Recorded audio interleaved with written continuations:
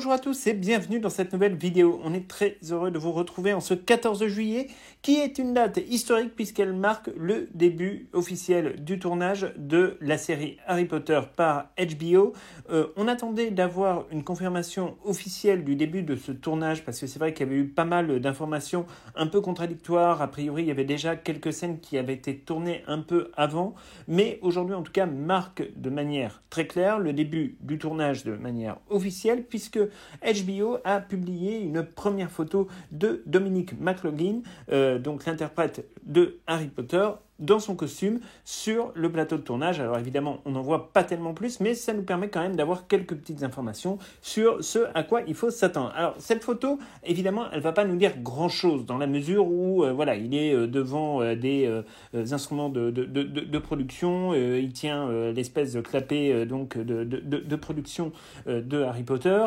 Il n'y a pas de logo particulier, on est vraiment sur des logos génériques. Ce qui est intéressant, c'est de voir un peu les costumes. Donc il est déjà dans un costume de Poudlard, réparti évidemment à Gryffondor, vous vous en doutez. Alors, ce qu'on peut dire, c'est que de manière assez claire, que ce soit la cicatrice, que ce soit les lunettes, que ce soit le pull, que ce soit la cravate, on est quand même dans quelque chose de globalement très conforme à la description des livres de J.K. Rowling, qui correspond sensiblement à un univers visuel que l'on connaît, alors peut-être avec quelques petites différences par rapport à ce qui pouvait être vu dans les films, mais là aussi il fallait faire un petit coup de modernisation. On vous rappelle qu'aujourd'hui il y a quand même beaucoup plus de budget qu'il n'y en avait sur les films au départ, et puis ils se sont quand même dotés de tout un tas de choses. Bon, la photo est assez convaincante. Alors c'est vrai que quand on l'a vue sortir, avant qu'elle ne soit confirmée par le magazine Variety, que l'on peut considérer désormais comme étant vraiment la source de communication officielle de HBO, quand on l'a vue sortir, on va pas vous cacher qu'on s'est dit tiens, ça ressemble un peu à une photo d'IA. Mais en fait c'est tout simplement parce que l'acteur est surmaquillé, évidemment,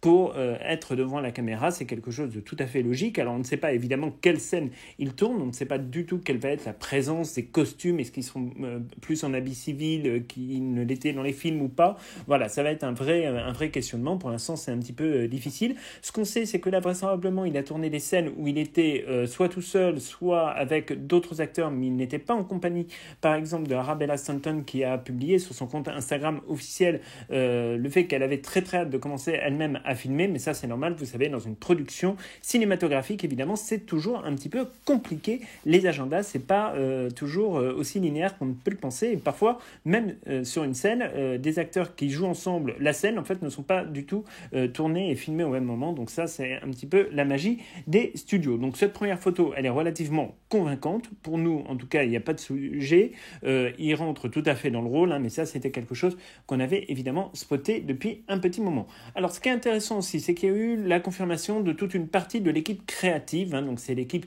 qui travaille à la post-production évidemment et à la production et tout. Alors on ne va pas rentrer dans les détails parce que c'est pas ce qu'il y a de plus intéressant, mais on va quand même juste retenir deux noms qui ont été confirmés officiellement par HBO. Donc c'est d'abord la personne qui va être en charge des costumes, Holly Waddington. Alors Holly Waddington, c'est un très très gros nom des costumes en Grande-Bretagne, mais pas seulement. Il faut savoir qu'elle a été oscarisée il y a maintenant 2 ans pour un film avec Emma Stone qui s'appelait Pauvre créature, film dont les critiques sont dithyrambiques. On vous avoue de manière assez honnête qu'on ne l'a pas vu parce que ça avait l'air un peu bizarre. Bon, il faudra peut-être qu'on s'y penche à un moment ou à un autre, mais voilà, c'est quand même une costumière qui est habituée aux grosses productions, qui est habituée à travailler avec de très très gros studios et qui a déjà eu de multiples récompenses, que ce soit britannique ou que ce soit international. Et c'est intéressant d'ailleurs parce que c'est la deuxième costumière oscarisée à travailler sur la saga, puisque vous savez que Colin Atwood, qui a travaillé notamment sur les Crimes de Grindelwald et sur la saga des Animaux Fantastiques, avait reçu l'Oscar, premier Oscar véritablement pour la saga, et c'était quelque chose d'assez important, et il faut dire que les costumes étaient parfaitement réussis, exécutés, et qu'ils étaient vraiment absolument fantastiques. Autre nom important quand même de cette production, c'est le directeur de la photographie. Alors la photographie, nous, c'est toujours quelque chose auquel on est très très très très très attaché. On ne va pas vous mentir, c'est vraiment quelque chose qu'on regarde avec beaucoup d'attention. Et là, c'est un Brésilien qui a été confirmé, donc Adriano Goldman, qui est aussi, lui, pour le coup, un très grand nom des séries télé. Il a travaillé sur de très nombreuses séries télé, sur quelques films également, mais surtout, il a travaillé sur une série que nous, on aime particulièrement et où il va retrouver en fait pas mal de membres du casting. Il a travaillé sur la série The Crown, sur les 6 saisons de la série, comme directeur de la photographie, et le moins qu'on puisse dire, c'est qu'il y a toujours eu dans cette série une recherche très esthétique, très épuré, avec des plans qui étaient vraiment à couper le souffle. Et donc, c'est une très très bonne nouvelle d'avoir un nom quand même aussi intéressant et qui en plus a travaillé pour de très très grosses sociétés de production comme Netflix, comme Amazon, etc., sur d'autres projets. Et là, évidemment, il saura parfaitement se couler, entre guillemets, dans le moule. Enfin, 4 acteurs ont été annoncés, donc on continue sur un casting qui, très sincèrement, frôle la perfection. On ne va pas se mentir, hein, on est vraiment sur des personnages qui ressemblent quand même de manière très très claire aux descriptions qui ont été données par J.K. Rowling. Alors si on met le cas Papa et Siedu un petit peu de côté, concrètement on peut dire à ce stade que le casting est un sans faute. Alors on sait que le personnage de Neville Londuba a été choisi, c'est un certain Rory Wilmot. Alors Rory Wilmot, c'est un tout jeune acteur qui a déjà tourné dans une dizaine d'épisodes de différentes séries télé, dont une qui s'appelle FBI International, qui je crois en ce moment en plus est diffusée sur une des chaînes du groupe TF1, enfin j'avais vu une pub l'autre jour. Voilà, il a tourné dans une dizaine d'épisodes, donc c'est un acteur jeune mais confirmé, qui a déjà fait plutôt pas mal de choses.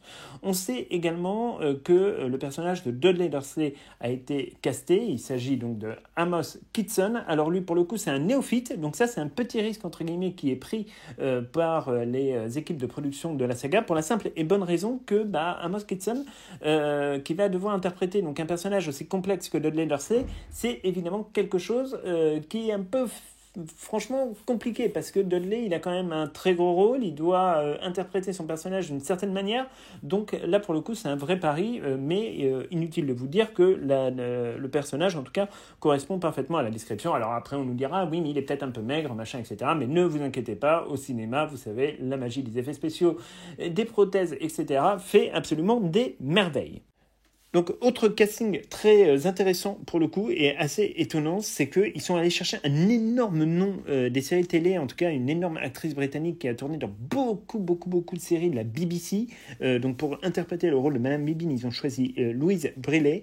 Alors, il faut savoir que c'est une personnalité que vous avez en fait l'habitude de côtoyer dans quasiment toutes les grosses séries britanniques. Très sincèrement, elle en a manqué assez peu, pour être honnête, et notamment, elle a interprété en fait l'actrice, en tout cas le personnage qui est fou amoureux de Sherlock, interprété par Benedict Cumberbatch dans la série éponyme Sherlock de la BBC, et franchement c'est une très très bonne actrice, donc c'est une très bonne chose de l'avoir à ce rôle. Alors c'est assez étonnant parce que c'est vrai que le rôle de Madame Bibine est souvent très cantonné évidemment à l'arbitre, à être arbitre des matchs de Quidditch et à intervenir de manière régulière dans le cadre du Quidditch ou des cours de ballet, mais c'est vrai que c'est pas un personnage ultra récurrent dans les livres, donc alors après c'est vrai que dans les films elle avait été encore plus effacée, donc là c'est vraiment un très très grand nom et c'est pour le coup une très très bonne nouvelle et on est vraiment très très content.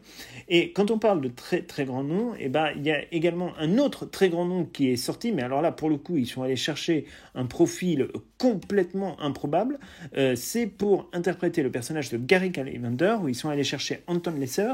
Alors Anton Lesser, donc c'est un acteur qui a joué dans à peu près toutes les grosses productions de ces grosso modo 10-15 dernières années. C'est même probablement l'un des profils qui a le plus on va dire d'expérience sur le tournage.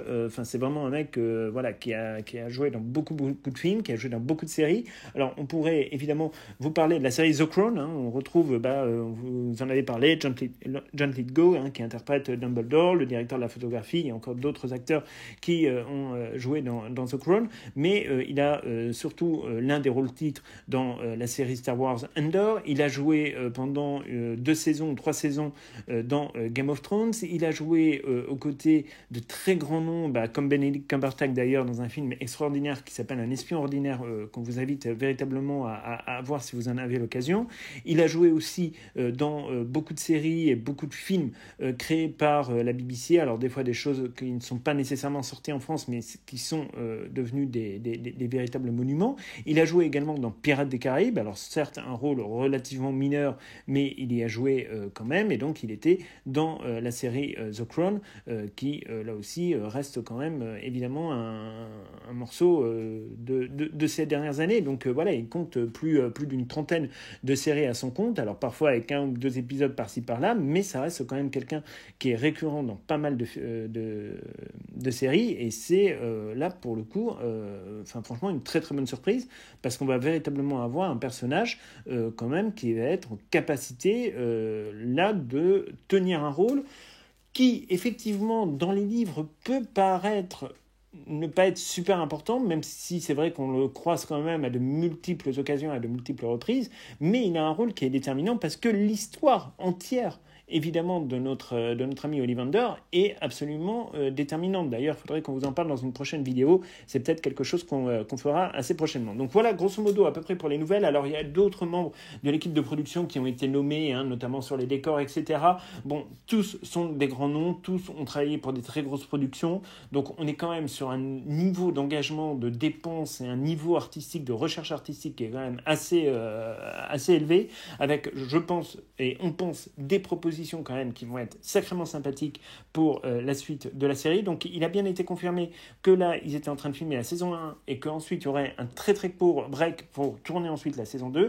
Et enfin, dernière petite information qui est, entre guillemets, une information très très minime mais qui est intéressante, c'est que David Heyman, qui a été le premier producteur de Harry Potter, qui a produit tous les films Harry Potter et les Animaux Fantastiques, sera de retour donc comme coproducteur dans la série Harry Potter. Alors après, c'est probablement un petit cadeau gentil que lui fait J.K. Rowling par fidélité, parce que David Heyman a été choisi pour produire le prochain James Bond. Donc autant vous dire que dans les semaines et mois qui viennent, David Heyman va être un petit peu pris, parce que c'est vrai que ce contrat avec Amazon et la MGM autour de James Bond risque d'envoliser beaucoup de son temps. Mais voilà, vous l'aurez compris, en tout cas, ça y est, le coup de feu est parti. On a donc une série qui, ça y est en train de démarrer son tournage. Alors, comme vous le savez, pas de sortie avant 2026, voire 2027. Nous, on reste quand même un petit peu optimiste et on continue à croire à la fin d'année 2026 pour la simple et bonne raison, encore une fois, qu'il y a des nécessités économiques et financières à évidemment sortir cette série le plus rapidement possible pour la Warner, qui enregistre des contre-performances sur quand même beaucoup de secteurs d'un point de vue cinématographique. Là, ils ont quelques réussites qui commencent à se faire jour, mais c'est vrai qu'ils vont avoir besoin de très bonnes nouvelles économiques. Les actionnaires vont être très demandeurs, et encore plus dans la période de crise économique que nous connaissons. Donc on peut quand même rester un peu optimiste pour fin 2026. Si ce n'est pas fin 2026, ce sera probablement début 2027. Donc c'est tout pour cette vidéo. On se retrouve donc dès mercredi pour une nouvelle vidéo comme d'habitude. Et puis éventuellement samedi prochain si on a un petit peu plus d'informations pour le fameux Actu Série. Et bonne nouvelle, nous venons de commencer le montage des épisodes sur Epic Universe. On vous prépare un certain nombre de vidéos. Le travail dure longtemps parce qu'on est rentré avec beaucoup de données. Mais ne vous inquiétez pas, ça débarque très rapidement. Donc on vous souhaite à tous et à toutes une très bonne fin de journée, une très bonne fin de week-end pour ceux qui recommencent le travail demain, et de très bonnes vacances pour ceux qui y sont. On attend dans les commentaires votre avis sur toutes ces nouvelles informations, et d'ici là, évidemment, n'hésitez pas à nous dire ce que vous pensez de tout cela. À très bientôt.